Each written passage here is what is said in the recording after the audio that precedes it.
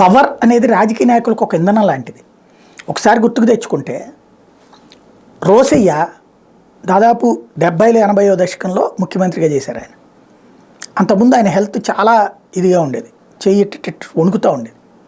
అట్లాంటి రోసయ్య ముఖ్యమంత్రి అయ్యాక చాలా స్ట్రాంగ్గా ఉన్నారు. రైళ్లలోనే జర్నీలు చేసేవాళ్ళు, లాంగ్ జర్నీలు కూడా చేసేవాళ్ళు. అది ఏంటి అంటే పవర్ తెచ్చేటువంటిది, నా చేతిలో పవర్ ఉందనేటువంటి శక్తి. బీఆర్ఎస్కి ఇప్పుడు ఆ బలహీనత. కేసీఆర్ ఈ రోజు వరకు బయటకు వచ్చి మీడియా ముందు మాట్లాడాల, తనని ఓడగొట్టిన ప్రజలకి సమాధానం చెప్పుకోవాలా.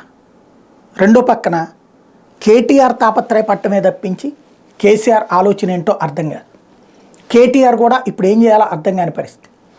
ఎలక్షన్స్ దగ్గరకు వచ్చేస్తున్నాయి, పార్లమెంట్ ఎన్నికలు, నియోజకవర్గాలని అదని ఇదని మాట్లాడుకోవడం. కానీ గతంలో ఉన్న కసి ఉందా? ఓడిన తర్వాత గెలవాలన్న కసి పుట్టాల.